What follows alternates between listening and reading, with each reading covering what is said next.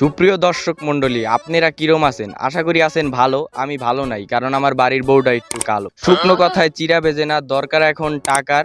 চ্যানেলটা সাবস্ক্রাইব করে ভিডিওটা শেয়ার করে দিবেন, এইটুকুই ছিল বলা। দরকার এখন ভিউজ, তাই ভুলভাল কথা দিয়ে সাজানো আমাদের ফালতু নিউজ। তো আমাদের ফালতু নিউজের এই এপিসোডে আপনারা দেখতে যাচ্ছেন তামুক ডাক্তারের ইন্টারভিউ। মানুষ তো নিজের বাপের টাকা দুই একটা ভালো কাজও করে, আর এই যে ফালতু নিউজ ধইরা ধইরা সব ফালতু লোকদের ইন্টারভিউ নিতে আসে। তো ভাই, আপনার নাম কি?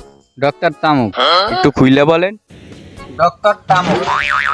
বাতাসে ধুমার পরিমাণ কম থাকে তো তাই মাস্ক পরে ঘোরাফেরা করি। বাতাসে ধুমোর পরিমাণ কম থাকলে মাস্ক লাগাতে হয়? এতদিন তো শুনেছি বাতাসে ধুমোর পরিমাণ বেশি, বাতাস দূষিত থাকলে মাস্ক লাগাতে হয়। আপনার তো দেখি নিয়ম নীতি পুরাই উল্টো। তা ভাই, আপনার নাম হচ্ছে ডক্টর তামুক, তো ভাই আপনি কি করে? তো ভাই, আমি হইছি একজন বিজ্ঞানী মানুষ, লোকে বলে আমি নাকি তামুক ব্যবসায়ী। তা একজন তামুক ব্যবসায়ী কিভাবে বিজ্ঞানী হয়, আর একজন বিজ্ঞানী কিভাবে তামুক ব্যবসায়ী হয়? যদি আমাদের দর্শকদের জন্য একটু বুঝিয়ে বলতেন। আসলে বাপু, আমি একজন বুদ্ধিজীবী তৈরি করার কারিগর, আমি একজন বৈজ্ঞানিক না। তা বাপু, আপনি যদি একজন বুদ্ধিজীবী তৈরি করার কারিগর হয়ে থাকেন, তাহলে তো আপনি অবশ্যই একজন বৈজ্ঞানিক। তা বাপু, আপনি বুদ্ধিজীবী কিভাবে তৈরি করে থাকেন? তো বাপু, আমি দেশ ও জাতির উন্নয়নের জন্য যা করি তার সঠিক মূল্যায়ন আমি পাইনি। আচ্ছা, দেশ ও জাতির উন্নয়নে আপনি কি কি চিন্তা ভাবনা করেন? তা বাপু, তোমার কি মনে পড়ে আমাদের দেশে একবার যুদ্ধ হয়েছিল? তা বাপু, আমি তো দেখিনি, বইতে পড়েছি, মুরব্বীদের কাছে শুনেছি, টিভিতে দেখেছি। আর যুদ্ধ আমাদের দেশে হইলো, তারপর?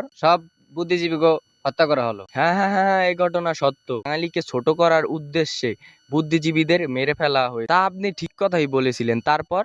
আসলে দেশে বুদ্ধিজীবী কমে গেলে দেশ সংকটে পড়ে যাবে। তা সঠিক বলেছেন। বুদ্ধি না থাকলে তো কোনো কাজ কাম করে আসলে কোনো লাভ নেই, কোনো ফায়দা নেই আর কি। তো বুদ্ধিজীবী কমে গেলে তো দেশ আসলেই সংকটে পড়ে যাবে। তো তারপর? আসলে আমাদের দেশে বুদ্ধিজীবী কম, তার জন্য আমাদের দেশটা উন্নতও কম। তো এর জন্য আমি বুদ্ধিজীবী তৈরি করতে চাই। ও আচ্ছা আচ্ছা, তার মানে আপনি দেশ উন্নত করার জন্য নিজেই বুদ্ধিজীবী তৈরি করতে চান? তো কিভাবে? আচ্ছা বাবু, মানুষ চাঁদে গেছে কয়বার? তা হয়তো 2-3 বার গেছে, খুব বেশি যায় নাই। তা বাবু, তুমি তো পড়ালেখা করে চাকরি পাও নাই, নিশ্চয়ই ঘুষ দিয়ে চাকরি পেয়েছো। দু আমার সবাই এই প্রশ্নটাই করে গা। তো বাবু, তারপর? সারা জীবন মানুষ চাঁদে গেছে 2-3 বার, আর এখন মানুষ চাইলে দিনে 3-4বারও যাইতে পারে।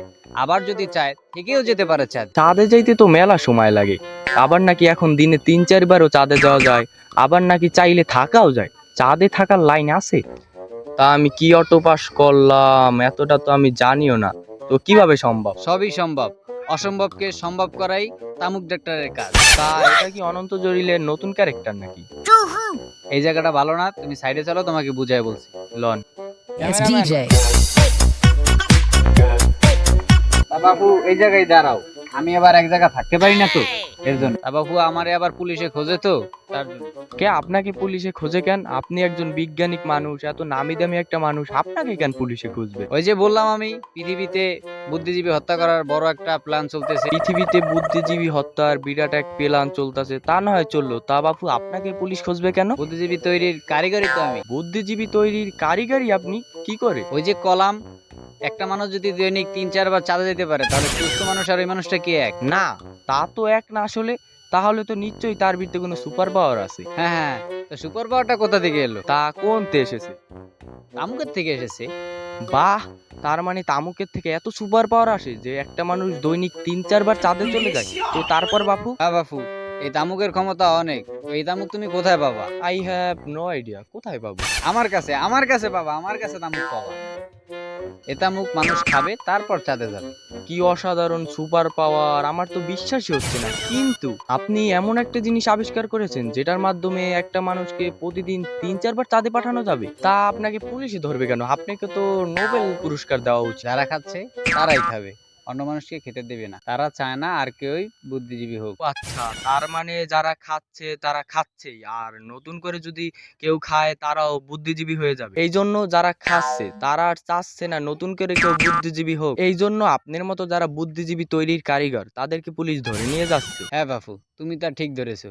তুমি যা শুনছো তা তুমি ঠিকই বুঝছো। হ্যাঁ বাপু, আমি কম বেশি বুঝেছি, কিন্তু আমার দর্শকদের বুঝাতে পারবো বলে আমার মনে হচ্ছে না। হ্যাঁ, আমি এইটা বুঝলাম, আপনি যেই জিনিসটা বেচেন এইটা খাইলে মানুষ সুপার পাওয়ার পায়, চাঁদে মাদে চলে যেতে পারে। কিন্তু চাঁদে যাওয়ার এই সুপার পাওয়ারটা যেন মানুষের মধ্যে না ছড়িয়ে যায়, এই জন্যই কিন্তু আপনাকে এই তামুকটা কেউ বিক্রি করতে দিতে পারছে না, যেন এই সুপার পাওয়ারটা আর কি সবার ভিতরে ছড়িয়ে না যায়। আমি সবই বুঝলাম, কিন্তু তাও আমার মনের মধ্যে একটা খটকা থেকে যায়। আসলে বাপু আমার চাঁদে যাওয়ার সময় হয়ে গেছে, তুমি থাকো, তুমি যা করার করো, আমি চলে গেলাম। তার মানে আপনি এখন নিজে স্বয়ং চাঁদে যাবেন? আপনার চাঁদে যাওয়ার টাইম হয়ে গেছে? হ্যাঁ বাপু, আমি বেশিরভাগ সময় চাঁদে থাকি আর নিচে খুব কম সময় থাকি। তুমি থাকো, আমি চলে গেলাম। তো সুপ্রিয় দর্শক মন্ডলী, দরকার এখন ভিউজ, তাই ভুলভাল কথা দিয়ে সাজানো আমাদের ফালতু নিউজ। তো আপনারা সবই দেখলেন, জানলেন এবং বুঝলেন। অত্যন্ত গ্রাম অঞ্চলের একজন বিজ্ঞানী, তার নাম হয়েছে তামুক ডাক্তার। তো তার নাম তামুক ডাক্তার সে নিজে দিয়েছে নাকি আকিদা করে তার মা বাবা দিয়েছে, তো এই বিষয়ে এখনো কোনো নিউজ পাওয়া যায়নি। যদিও সে ব্যস্ততা দেখালো, সে এখন নাকি চাঁদে যাবে। তো সে কিভাবে যাবে, কেমনে যাবে, কিসে যাবে, এই বিষয়ে আমরা কিচ্ছুই জানি না। তো সে কবে ফিরবে এই বিষয়ে আমরা কিচ্ছুই জানি না, কিন্তু সে জানিয়েছে সে বেশিরভাগই নাকি চাঁদে থাকে। তো আপনারা সবই দেখলেন, বুঝলেন, জানলেন এবং শুনলেন। দরকার এখন ভিউজ, তাই ভুলভাল কথা দিয়ে সাজানো আমাদের ফালতু নিউজ। এরকমই ফালতু নিউজ পেতে আমাদের ফালতু নিউজ চ্যানেলটি সাবস্ক্রাইব করে রাখুন। তো সবাইকে ধন্যবাদ, আল্লাহ হাফেজ।